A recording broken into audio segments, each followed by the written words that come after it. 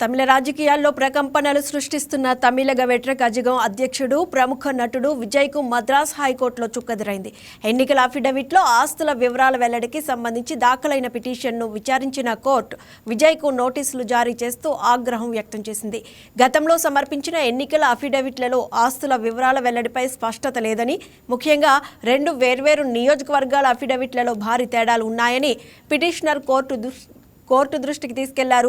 పెరంబూర్, తిరుచి, తూర్పు నియోజకవర్గాలకు సంబంధించి దాఖలు చేసిన అఫిడవిట్లలో ఆస్తుల వివరాలు ఒకదానికొకటి పొంతన లేకుండా ఉన్నాయని కోర్టు గుర్తించింది. ఈ వ్యవహారంపై తీవ్రంగా స్పందించిన ఉన్నత న్యాయస్థానం అఫిడవిట్లలో ఇలాంటి పొరపాట్లు ఉండడంపై అసహనం వ్యక్తం చేసింది. బాధ్యతాయుతమైన స్థానంలో ఉండి ప్రజల్లోకి వెళ్తున్న నేతలు ఆస్తుల విషయంలో పారదర్శకంగా ఉండాలని స్పష్టం చేసింది. 100 కోట్ల రూపాయల ఆస్తులను అఫిడవిట్లో పేర్కొనలేదని పిటిషన్పై విచారణ జరిపిన మద్రాస్ హైకోర్టు నోటీసులు జారీ చేశారు. 100 కోట్ల రూపాయల గురించి దాచిపెట్టడం ఉల్లంఘన అవుతుందన్న మద్రాస్ హైకోర్టు తెలిపింది. ఇక దీనిపై మరింత సమాచారాన్ని మా బ్యూరో చీఫ్ సలాం అందిస్తారు. సలాం, తమిళ రాజకీయాల్లో అయితే తమిళగ వ్యతిరేక అజగం అధ్యక్షుడు అలాగే ప్రముఖ సినీ నటుడు విజయ్కి అయితే మద్రాస్ హైకోర్టులో చుక్కెదురైందని చెప్పుకోవాలి. లేటెస్ట్ అప్డేట్స్ ఏంటి?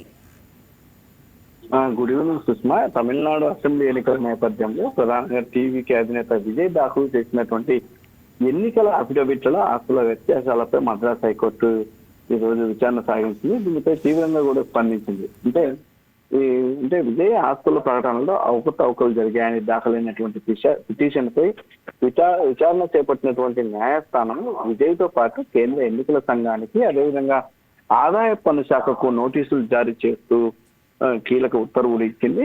అంటే ప్రధానంగా ఈ అంశం ఎలా వివాదాస్పదమైందనేటటువంటి అంశంలోకి మనం ఒకసారి వెళ్తే, ఈ ప్రస్తుతము ఏదైతే తమిళనాడులో మనకు ఈ నెల 23వ తేదీన ఎన్నికలు జరగనున్నాయి. ఈ నేపథ్యంలో పెరంబూరు, తిరుచి, తూర్పు ఈ 2 నియోజకవర్గాల నుండి విజయ్ ఇక్కడ నుండి పోటీ చేస్తున్నారు. ఈ నేపథ్యంలోనే అయితే ఈ 2 నియోజకవర్గాలకు సంబంధించినటువంటి ఆయన 2 వేరు నియోజకవర్గాల్లో దాఖలు చేసినటువంటి ఫారం 26 అఫిడవిట్ లోని సమాచారము పరస్పరం విరుద్ధంగా ఉందని చెప్పేసి ఈ వివాదానికి ప్రధాన కారణం. అంటే తిరుచి ఈస్ట్ అఫిడవిట్ లో మాత్రం విజయ్ తన స్థిరాస్తుల విలువను 224 కోట్లుగా చూపగా, పెరంబూరులో మాత్రం అఫిడవిట్ లో అది కేవలం 105 కోట్లుగా మాత్రమే ఉందని పిటిషనర్ విఘ్నేష్ కోర్టు దృష్టికి తీసుకువచ్చాడు. అయితే ఈ 100 కోట్లకు పైగా తేడా కేవలం అంకెల్లో పొరపాటు కాదని, ఇది ఉద్దేశపూర్వకంగా ఆస్తులను దాచిపెట్టడమేనని పిటిషనర్ వాదించినటువంటి పరిస్థితి. అయితే ఈ నేపథ్యంలోనే దీనిపై సమగ్ర విచారణ జరిపి ఆ నివేదికను ఏప్రిల్ 23వ తేదీ అంటే పోలింగ్ రోజు, అంటే 23వ తేదీ పోలింగ్ జరుగుతుంది, అదే రోజు బహిర్గతం చేయాలని కూడా ఆయన కోరినటువంటి పరిస్థితి పిటిషనర్. అయితే దీనికి సంబంధించి కోర్టు కూడా ఈ కేసును అత్యంత కీలకంగా పరిగణిస్తూ కొన్ని నిర్ణయాలు తీసుకుంది. విజయ్ ప్రకటించినటువంటి ఆస్తులకు ఆయన సమర్పించినటువంటి ఇతర చట్టపరమైన పత్రాలకు మధ్యన పొంతన ఉందని, దీన్ని పరిశీలించాలని కూడా ఐటీ విభాగానికి నోటీసులు ఇచ్చింది.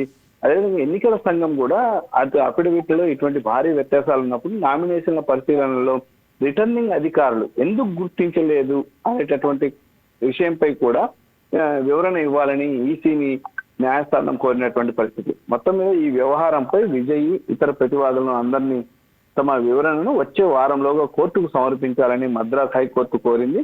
అయితే ప్రస్తుతము ఎన్నికల వేళ విజయ్ బిజీగా గడుపుతున్నారు, మొత్తం విస్తృత ప్రచారం నిర్వహిస్తున్నారు. ఈ నేపథ్యంలో ప్రస్తుతం తాజాగా ఈ ప్రధాన ఆరోపణ అంటే ఈ కోర్టు నుంచి నోటీసులు వచ్చినట్లు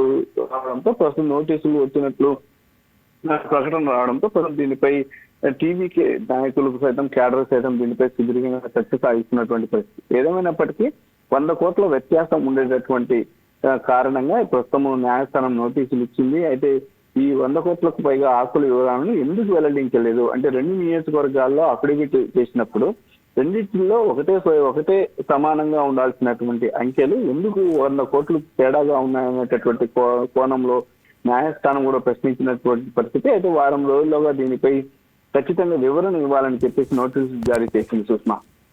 రైట్, థ్యాంక్ యూ సలాం.